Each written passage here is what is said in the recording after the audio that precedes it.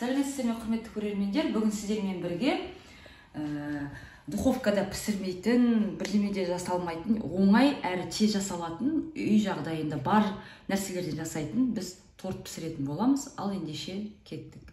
Бізге 300 грамм ұн керек. Бізде мына ситаның ішінде 250 грамм екен. Осыны ситадан өткізіп, мінекей. Сосын үстінен тағы да бір 100 граммдай салып жібереміз. 300 грамм ұнымызды салып алдық. Енді осыған қасықтың ұшымен тұз саламыз.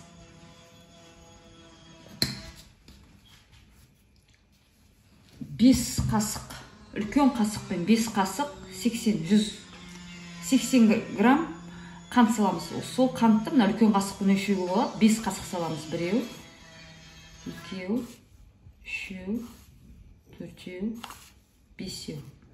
Енді осыған 150 грамм сары май саламыз. Үйдің майы бола ма, дүкеннің майы бола ма, сары май, сливочный май болу керек, не болмаса. Үйде болса, сары майдан жасай беріңіздер. Енді осыны жақсылап қолымызбен үгіп аламыз. Бірінші араластырып аламыз, мінекей. Бисмилля. Сосын осыны кәдімгідей бүйтіп қолға жұқпағанша жаңағыдай уатамыз кәні. Мәне сияқты бола ма, солай болады. Қазір көресіздер. Мінекей үгітіп алдық, соңына шейін. Ішінде майы ірі болып қалып қоймау керек. Осындай уақыт болу керек, мінекей. Осыны апарып сковородкамызға салып, кішкене қызарғанша қуырып аламыз.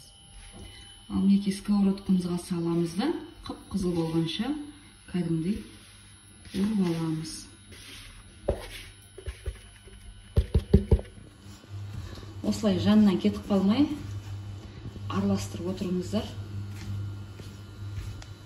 Қызарғанша қуырамыз. Бұл енді духовка деген ештемеде керек емес. Ұндарыңыз болса, сармайларыңыз болса, қолдарыңызда не көріңіздер.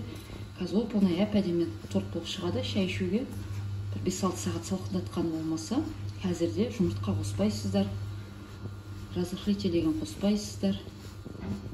Мінекей осылай қызартып аласыздар. Мен болып қалды жобалап. Жарық жерде болғаннан кейін көрінбей тұр. Негізі бұның түсі сап-сары.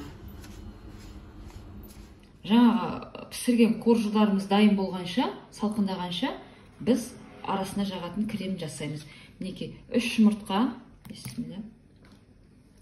Үлкен болса 2 жұмыртқа қосуға болады. Менде кішкентай болғасын 3 қостым. Осыны енді араластырып алайық. Сосын енді осыған үлкен қасықпен 1 қасық крахмал саламыз. Кукурузный крахмал менде бәрібір шығар деп ойлаймын. Мен осыдан салам, негізі мінекей. 1 үлкен қасықпен кукурузный крахмал салдық. Енді осыны жақсылап тағы да бір араластырып жібереміз. Енді крахмал мен жұмыртқаны жақсылап араластырып аламыз.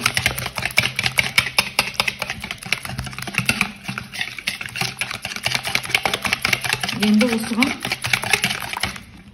120 грамм дейді, 6 үлкен қасықпен, ас қасықпен толтырып қант саламыз. 1, 2, 3, 4, 5, 6.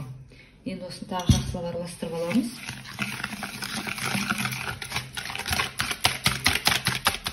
Енді осыған 500 грамм дүкеннің 20% қаймағын қосамыз.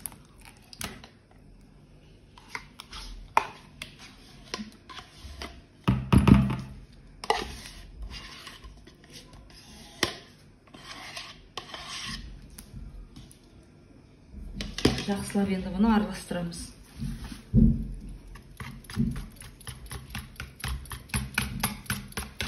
Барлығы бірге болғанша бұған араластырыңыздар.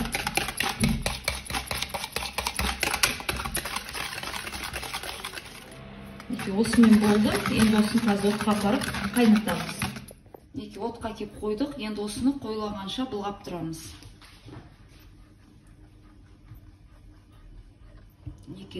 Қайнап жатыр, қоюланды. Тағы кішкене былғаймыз, қою болғанша.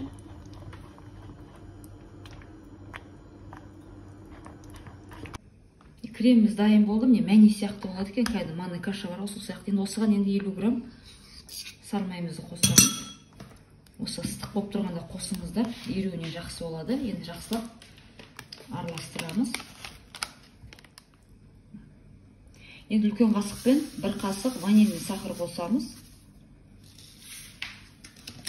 Екеуін енді сарма екеуін жақсылап араластырып аламыз.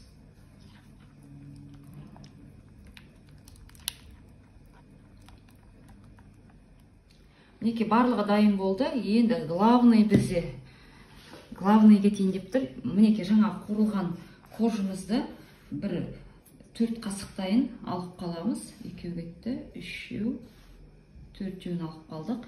Енді осыны мынаны жақсылап үстінен басып, қазір 4 бөлікке бөліп аламыз.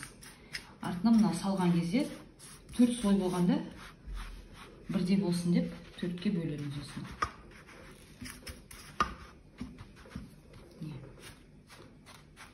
Бітіп 4-ке бөліп аламыз. Енді мінекей 22 диаметрі торт жасайтынымыз. Астындағы бізде осындай бумага болмаса, осындай не бар, силиконовый коврик дейді, мынандай, білмеймін, осындай жуып алуға болады, қайттан тазартып осыны. Сондай салдым мен, сосын жан-жағына мен мындай фольга қойдым. Фольга болмаса, тоже жаңағыдай қағаздан да жасауға болады. Ал ендеше кеттік. Бастаймыз. Мен 4-ке бөліп қойдық. Осының бір бөлігін алып, осыған саламыз жақсылап. Бұл есебі печеньеден де жасап жатады ғой. Бірақ печеньеден гөрі осылай үйде ұн болса, қолдан да осылай сармай салып, онан да жасауға болады екен. Ешқандай зиянды зат жоқ ішінде. Енді осыны жақсылап төсеп аламыз, ішіне жатқызып мінекей. Қолмен ыңғайлы болса, қолмен жасаңыздар, болмаса, мен қолмен ыңғайлы, сондықтан қолмен осылай ақырындап қана бірдейлестіріп басып шығамын. Енді осының үстіне жаңағы газда пісірген арасына салатын мұндай кремімізді ақырындап жағып шығамыз.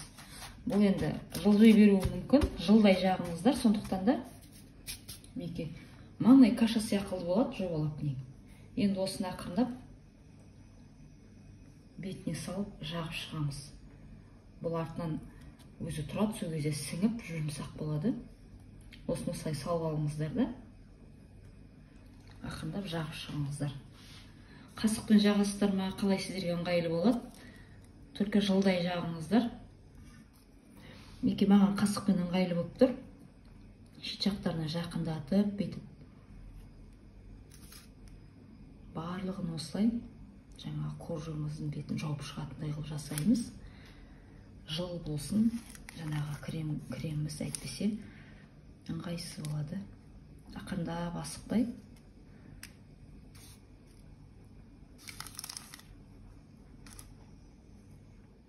Мінекей бір слой кетті. Енді жаңағыдай тоже екінші слойын бетіне саламыз. Осылай төртеуінде осылай жасап шығамыз. Кішкентай қасықпен салыңыздар, ыңғайлы болады. Крем қалып қоймасын. Молынан салсаңыздар жетеді екен. Наққа жетпей қалады десеңіздер, 4-ке бөліп алуға болады оны да.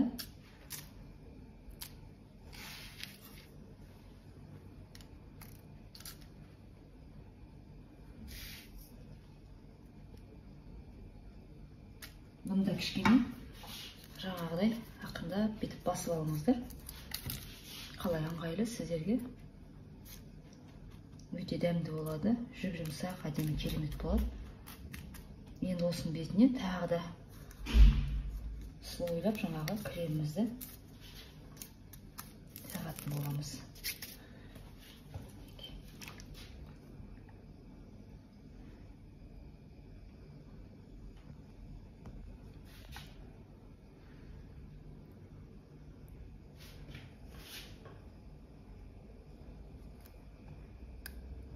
Төртеуіне еркін жетеді екен, уайымдамаңыздар, жетпей қалады деп. Енді осыны жақсылап жаңағыдай тағы да жағып шығамыз. Кішкентай қасық өте ыңғайлы екен.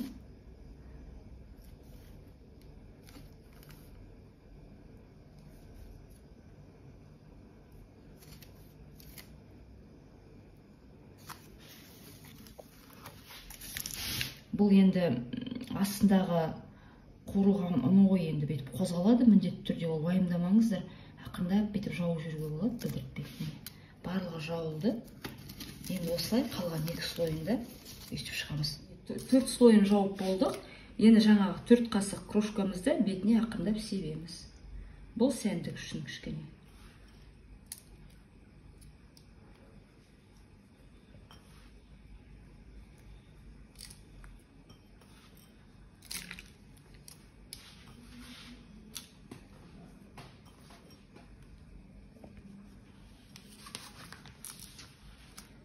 Енді осыны 5-6 сағатқа салқын жерге апарып, бір 5 сағатқа мен холодильникке қоямын. 5 сағаттан кейін не болатынын көресіздер. Ал құрметті көрермендер, 4 сағат өтті. Негізі 5-6 сағаттай тұру керек еді. Біз шыдамай жатырық. Бесінде 4 сағат өтті. Енді ашып көрейік. Мына жағын ашайық былай.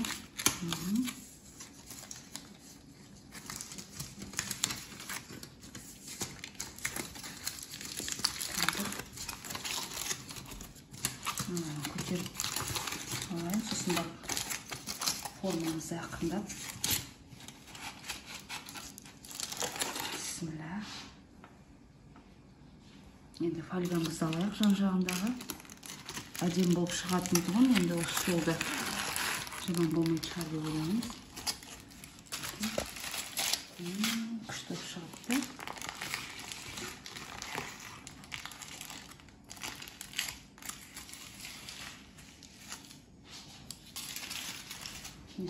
Құрметті көрермендер, керемет болып шықты. Өте керемет. Ал мінекей, бесін әдет жұп-жұмсақ, мына қараңыздар. Бұлқылдап тұр, мен міндетті түрде жасап көріңіздер, айтып кетіңіздер, қалай болды сіздерде. Мінекей.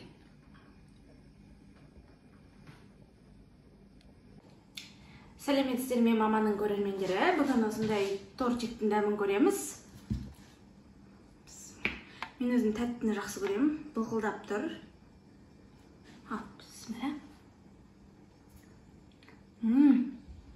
Что-то необычное. Да? Жеңіл екен, жұмсақ бұлқылдап тұр. Күшті екен. Жұмсақ прямо шаймен жынды кетейін деп тұрмын. Шай ішу керек срочно. Күшті мына прямо андай. Қатып қалады деп уайымдайтын пирог емес екен, торт емес. Торт па? Әлі білмеймін, бірақ впитывать етудің қажет жоқ сияқты. Күшті екен.